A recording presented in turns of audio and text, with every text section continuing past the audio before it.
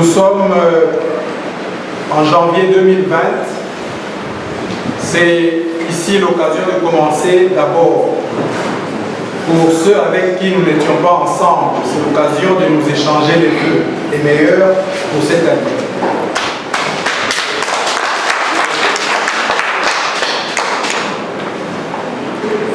Après une année d'exercice du pouvoir, comme vous le savez, l'Union pour la nation congolaise, à travers le cap pour les changements, grâce au peuple congolais, a pu accéder à la magistrature suprême. Après une année d'exercice du pouvoir venant de l'opposition, les attentes du peuple congolais sont encore innombrables. Mais j'aimerais ici vous garantir que nos autorités, nos leaders font le maximum de ce qu'ils peuvent faire dans les conditions que nous connaissons pour arriver à nous donner, nous, peuple congolais, ce dont nous avons besoin. En effet, comme vous le savez, le slogan de l'actuel quinquennat, c'est le peuple d'abord.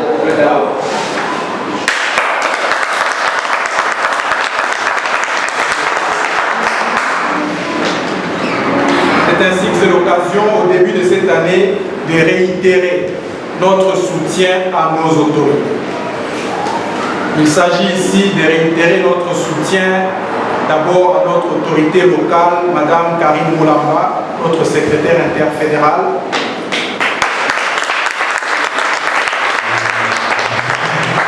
Il s'agit ici de réitérer notre confiance à nos autorités de la diaspora, le coordonnateur Michel Moto et notre secrétaire général adjoint, Madame Professeur Nicole Toumba.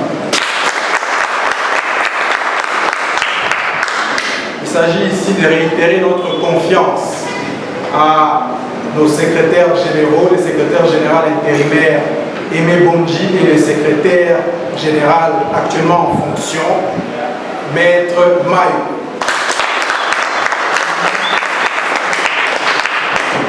Il s'agit ici, finalement, de réitérer notre soutien total aux pacificateurs, Messieurs Google, le docteur,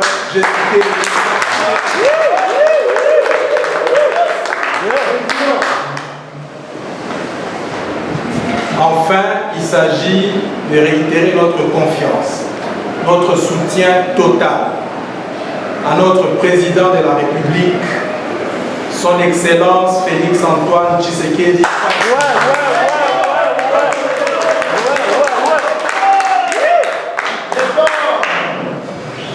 En effet, le peuple congolais vit un air spécial, une période spéciale, où nous avons à la tête du pays les fils congolais qui ont cette volonté de faire et d'amener le changement au pays.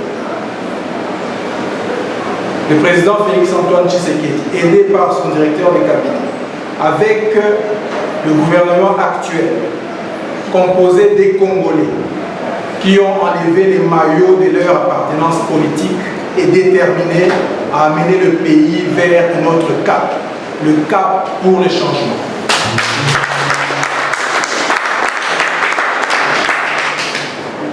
C'est important que nous puissions rappeler que le combat contre les forces du mal n'est pas encore fini. Le combat contre les forces négatives n'est pas encore fini. Nous devons rester vigilants parce que vous êtes en train de le vivre à chaque fois que le président qui incarne 80 millions de Congolais déclare ses intentions d'amener le pays à bon port.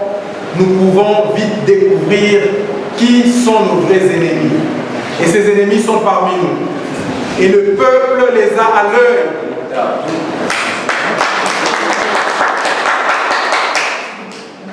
Nous déclarons, nous, la base de l'Union pour la nation congolaise et du cash en Afrique du Sud, que nous ne tolérerons pas les insoumissions au président de la République.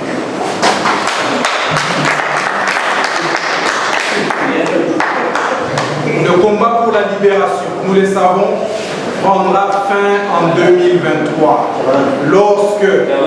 quand le président aura réorganisé la CENI, demandera une fois de plus au peuple le suffrage. En ce moment-là, nous, peuple, nous donnerons une Assemblée nationale 100% en soutien de notre leader, de nos leaders.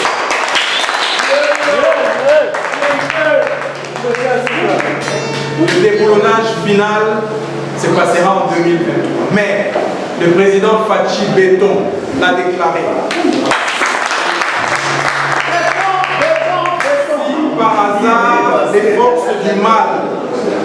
Si par hasard les forces du mal, poussent le président à faire des blocages dans les œuvres qu'il est en train d'accomplir, le président va dissoudre.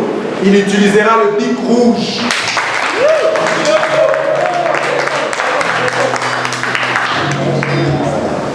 Le peuple doit rester vigilant dans le combat que nous avons commencé.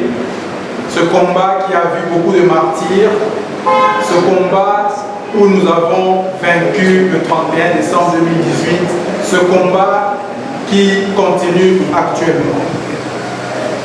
Pendant ce combat, nous demandons à tous ceux qui pensent et tous ceux qui sont contre Cash pour les changements que le moment est venu de se liguer et de changer les mentalités. Le changement des mentalités, c'est cette première étape pour former une nation. La nation congolaise, la nation qui œuvre pour son propre bien.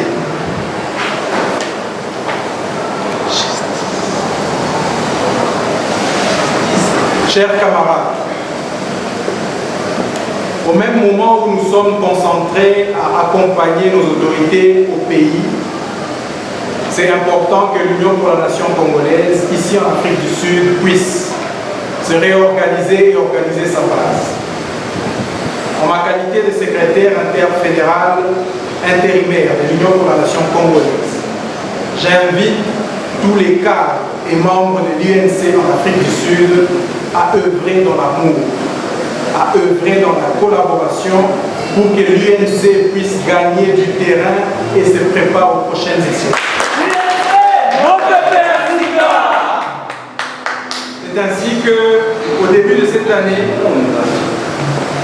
le bureau interfédéral, sous la gestion et le leadership de Mme Karine, avec la collaboration de tous les interfédéraux, des secrétaires interfédéraux, des fédéraux, des cadres sectionnaires et des membres, nous allons organiser beaucoup de réunions internes. Il faut que nous puissions d'abord nous parler entre nous. C'est important. Nous devons travailler pour qu'à l'intérieur, nous soyons forts et unis. Que nous soyons, comme le dit notre slogan, toujours ensemble. Mais dans l'amour, dans le respect des textes et de la hiérarchie. C'est ici l'occasion d'inviter tous les camarades, partout où ils sont, à regagner leur poste et à déclarer ce qu'ils sont en train de faire. Parce que nous avons besoin de beaucoup de mains en Afrique du Sud pour gagner du terrain et nous préparer aux prochaines échéances. Mais aussi pour accompagner le gouvernement de libération, le gouvernement de la démocratie sous son Excellence, le président Félix-Antoine Tshisekedi, avec son directeur de cabinet, le président Kabila.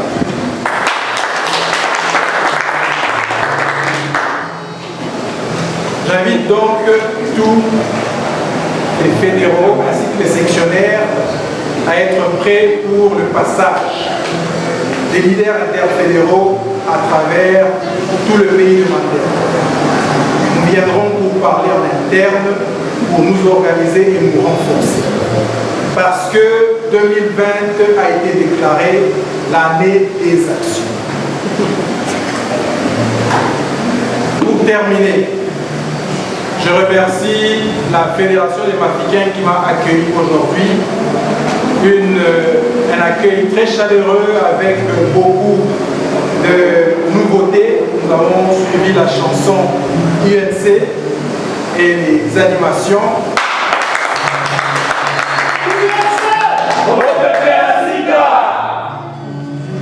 Cette grande fédération qui fait la fierté de l'UNC en Afrique du Sud, je vous l'ai dit, est portée au cœur des autorités interfédérales et des autorités nationales. En conclusion, la rencontre d'aujourd'hui était centrée sur une seule déclaration. Le peuple congolais dans la diaspora vient de commencer la campagne de la baisse du prix des passeports. La campagne 3P. Cette campagne va favoriser, va aboutir à la baisse du prix des passeports. Et ensuite, nous allons, parce que nous sommes au pouvoir, commencer la négociation des différents visas dans différents pays d'accueil à l'étranger. Il faut que les Congolais qui vivent à l'étranger puissent passer des papiers qu'ils utilisent actuellement, des papiers d'immigration qu'ils utilisent actuellement, vers des vrais visas. Parce que la dignité du peuple congolais doit être restaurée et c'est notre responsabilité. Après cette campagne qui aboutira à la baisse des prix des passeports, nous nous attaquerons à avoir des visas qui permettront aux Congolais qui sont déjà à l'étranger d'y rester ou de se mouvoir facilement vers le pays et du pays vers l'étranger. C'est comme ça que l'Union pour la nation congolaise, l'Union pour la démocratie et le progrès social, le CACH, parti au pouvoir, est en train, à travers ses leaders, de travailler pour l'amélioration du Congo. Notre priorité numéro 1, c'est donc le prix des passeports. Notre priorité qui suivra, ce seront les avantages des différents visas dans le pays d'accueil.